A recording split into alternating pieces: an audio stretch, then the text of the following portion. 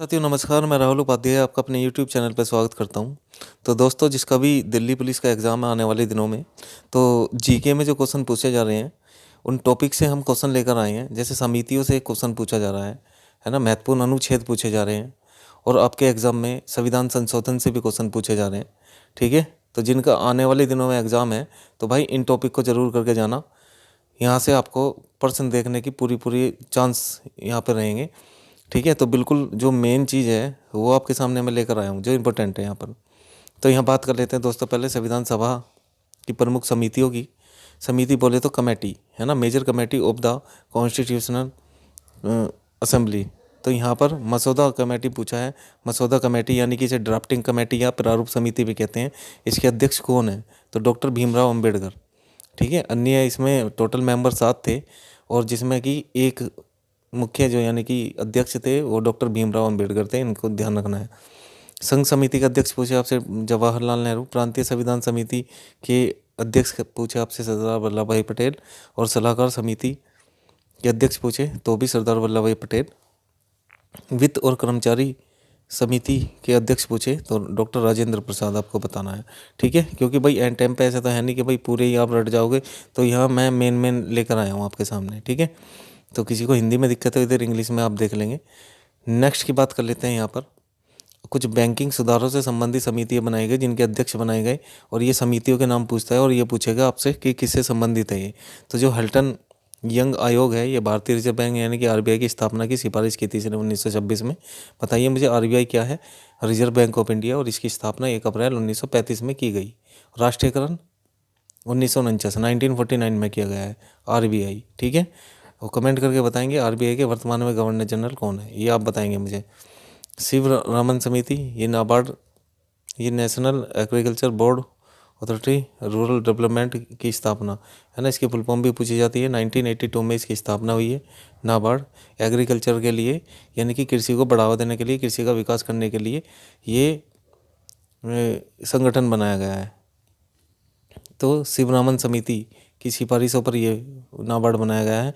प्रथम एम नरसिम्हन समिति, ये क्या है? ये वित्तीय क्षेत्र में सुधार करने से है, यानी कि पैसों के मामले में सुधार करने से। रघुराम राजन समिति, ये वित्तीय क्षेत्र में सुधार करने के लिए 2013 में बनाई गई थी। और नचिकेत मौर्य समिति, ये वित्तीय समावेशन यानी कि ये 2013 में बनाई थी। और सिन्हा समिति बीमा क्षेत्र में सुधार करने से संबंधित है। ठीक है ना, तो इस चीज़ को भी आपको ध्यान रखना है। नेक्स्ट की बात कर लेते हैं भाई, अन्य और महत्वपूर्ण समितियां हैं। तो अन्य महत्वपूर्ण समिति जैसे हंटर आयोग है, ये क्या है? ये भैया शिक्षा की स्थिति को सुधारने के लिए हंटर आयोग बनाया गया था, है ना। फजल अली आयोग, भाषाई आधार पर राज्यों का पुनर्गठन। भाषा के आधार पर बनने वाला पहला राज्य कौन सा था? आंध्र प्रदेश। ठीक है, तो 1953 में आया था फजल अली कमीशन या आयोग। इसके बाद में बात कर लेते हैं प्रशासनिक सुधार आयोग की। तो ये प्रशासनिक सुधार आयोग 1966-2005।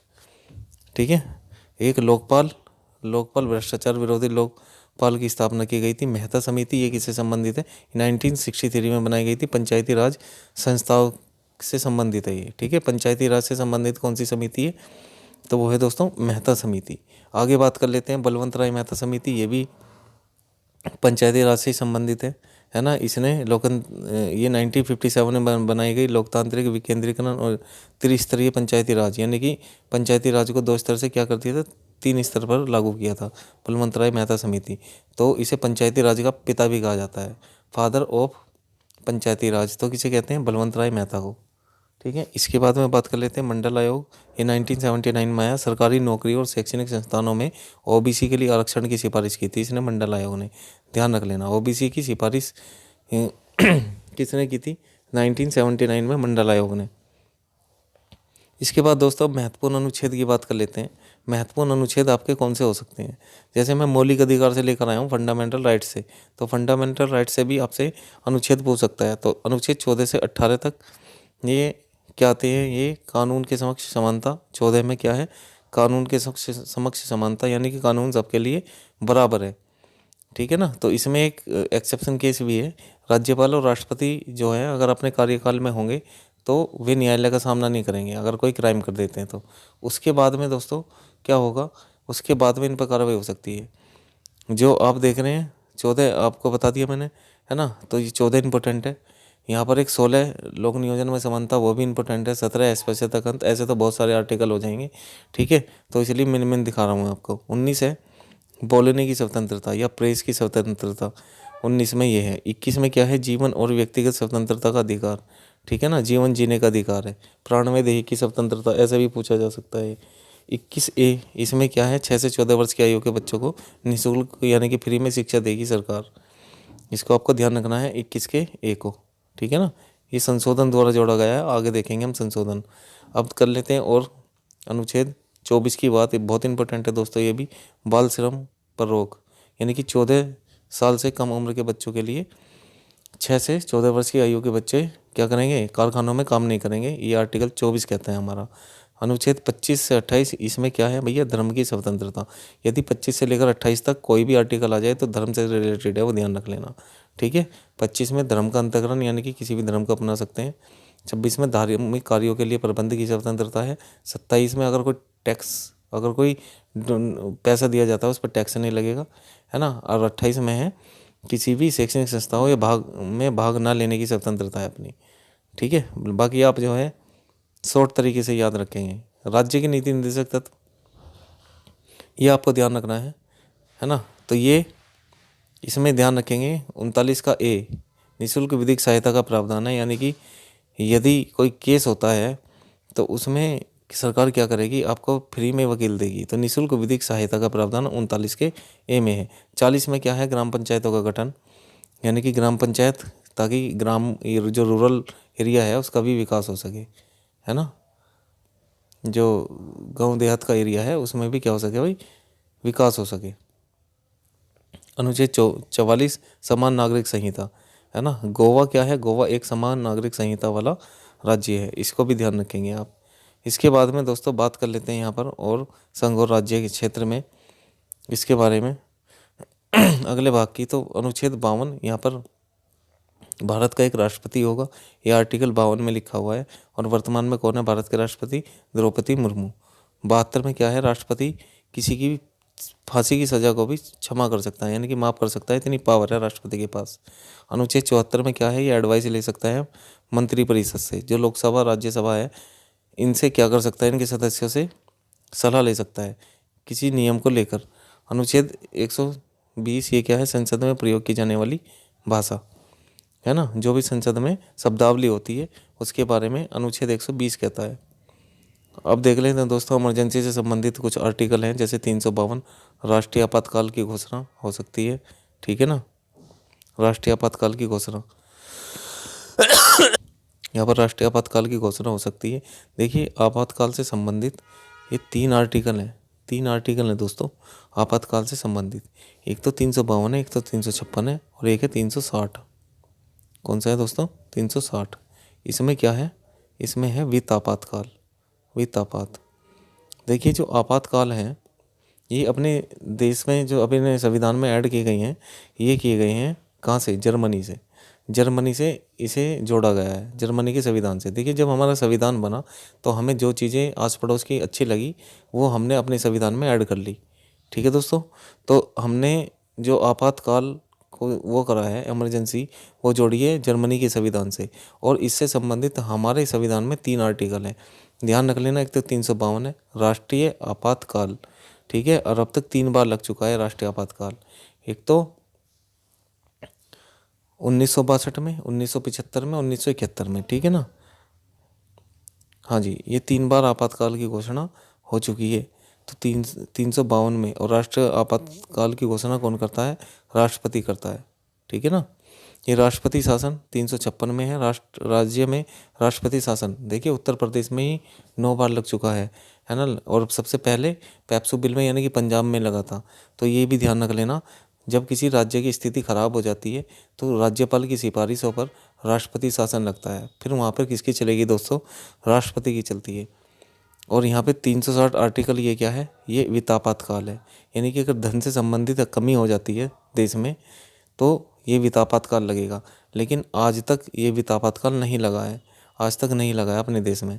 इस चीज़ को भी आपको ध्यान रखना है। नेक्स्ट हम बात कर लेते हैं और महत्वपूर्ण अनुच्छेद है, जैसे 51 का क्या है, मूल कर्तव्य है। कितने दोस्तों, मूल कर्तव्य 11 है, ठीक है। 343 संघ की राजभाषा कैसी होगी? हिंदी होगी।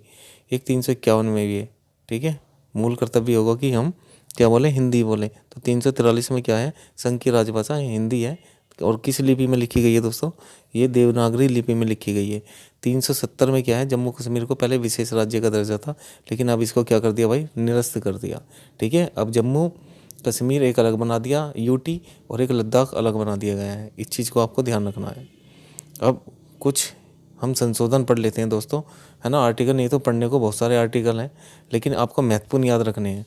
तो प्रमुख संविधान संशोधन हम इसको पढ़ेंगे। जैसे पहला संविधान संशोधन है दोस्तों 1951 में हुआ, है ना। इसमें क्या हुआ? सिंपल सी बात है, इसमें 9वीं अनुसूची को जोड़ा गया, और 9वीं अनुसूची भूमि सुधार कानून और न्यायिक समीक्षा से बचाने के लिए, ठीक है। तो ये आपको ध्यान रखना है। पहला संविधान संशोधन 1951 में हुआ था। पहले हमारे संविधान में 8 अनुसूची थी, तो अब कितनी है? 12 हैं। तो 9वीं अनुसूची जो जोड़ी गई है वो पहले ही संविधान संशोधन द्वारा जोड़ी गई है। इस चीज़ को आपको ध्यान रखना है। एक 42वां संविधान संशोधन है दोस्तों, इसे लघु संविधान भी, देखो इसे मिनी कॉन्स्टिट्यूशन या लघु संविधान भी कहते हैं, क्योंकि एक वर्ष में बहुत ज़्यादा संशोधन हो गए थे। संशोधन का मतलब होता है दोस्तों चेंज होना, ठीक है। अमेंडमेंट यानी कि चेंज करना, संविधान में कोई बदलाव करना। तो एक साल में बहुत सारे बदलाव हो गए, इसलिए इसे लघु संविधान के नाम से भी जाना जाता है। तो इसमें बहुत सारे बदलाव हुए हैं। अगर कभी तुक्का भी मारना है आपको, और 42वां संविधान संशोधन ऑप्शन में दिया हुआ है, तो आप उसे लगा सकते हैं। आपका क्वेश्चन 90% चांस सही होने के, अगर आपको संविधान संशोधन याद नहीं है। और एक चीज़ आपको ये ध्यान रखनी है, समाजवादी, धर्मनिरपेक्ष और अखंडता शब्द ये प्रस्तावना में जोड़े गए हैं, ठीक है दोस्तों। जो प्रेम्बल है, हमारा संविधान है, इसमें 3 शब्द जोड़े गए हैं।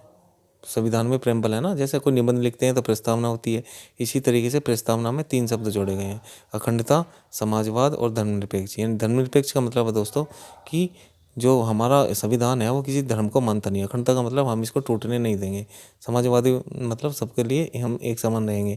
तो ये कहने का मतलब ये है इनका कि यहाँ पर 42वां जो संविधान संशोधन है, इसमें कभी ये क्वेश्चन पूछ लेता है कि प्रस्तावना में अब तक कितनी बार चेंज हुए हैं। तो चेंज तो सिर्फ एक बार हुआ है, लेकिन शब्द 3 जोड़े गए हैं, ठीक है दोस्तों। मौलिक कर्तव्यों को जोड़ा गया है यहाँ पर, है ना। जो मूल कर्तव्य है इसमें जोड़े गए हैं। 44वां संविधान संशोधन, वैसे होए तो और भी बहुत सारे चेंज है, लेकिन मेन ले गया हूँ। 44वां संविधान संशोधन ये 1978 में हुआ है। आपातकाल की घोषणा की गई है और उसके प्रभावों को संशोधित किया गया है, ठीक है ना। आपातकाल यानी कि सशस्त्र विद्रोह, पहले ये आंतरिक गड़बड़ी शब्द था, तो इसे चेंज करके क्या कर दिया? सशस्त्र विद्रोह। संपत्ति के अधिकार को मौलिक अधिकार से हटाया गया है, यानी कि जो आर्टिकल 31 था ये संपत्ति का अधिकार मौलिक अधिकार होता था, तो अब ये कैसा अधिकार बन गया है? कानूनी अधिकार, ठीक है। अब ये कानूनी अधिकार है दोस्तों। अब बात कर लेते हैं 52वां संविधान संशोधन की, जो 1985 में हुआ है। इसमें दल बदल संबंधी कानून लाए गए हैं 52वें संविधान संशोधन में, ठीक है। दल बदल मतलब जो पार्टी चेंज हो जाती है ना, पार्टी चेंज करना। पार्टी अगर कोई चेंज करता है तो उससे संबंधित कुछ कानून है, तो वो फॉलो करने पड़ेंगे। 69वां संविधान संशोधन ये 1991 में हुआ, जिसमें दिल्ली को राष्ट्रीय राजधानी क्षेत्र घोषित किया गया, नेशनल कैपिटल टेररिज्म, ठीक है। तो ये इसको क्या किया गया? राष्ट्रीय राजधानी का दर्जा दिया गया है 69वां संविधान संशोधन 1991 के द्वारा। एक 73वां संविधान संशोधन है दोस्तों, एक 74वां संविधान संशोधन है। जो 73वां संविधान संशोधन है इसे पंचायती राज को जोड़ा गया है, और जो 74वां संविधान संशोधन है नगर पालिका के लिए, ठीक है। तो ये आपको ध्यान रखना है। 73वां संविधान संशोधन ग्राम पंचायत के लिए, पंचायती राज के लिए, और 74वां संविधान संशोधन नगर पालिका लिए, ठीक है। तो जो 73वां संविधान संशोधन है ये पंचायती राज के लिए है, और सबसे पहले पंचायती राज कहाँ लागू किया गया? तो 1959 में राजस्थान के नागौर जिले में इसको लागू किया गया था, और उसी दिन आंध्र प्रदेश में भी लागू किया गया था। ये आपको ध्यान रखना है। एक है दोस्तों 86वां संविधान संशोधन जो 2002 में हुआ। इसमें क्या हुआ दोस्तों? इसमें शिक्षा के अधिकार को मौलिक अधिकार बनाया गया, ठीक है।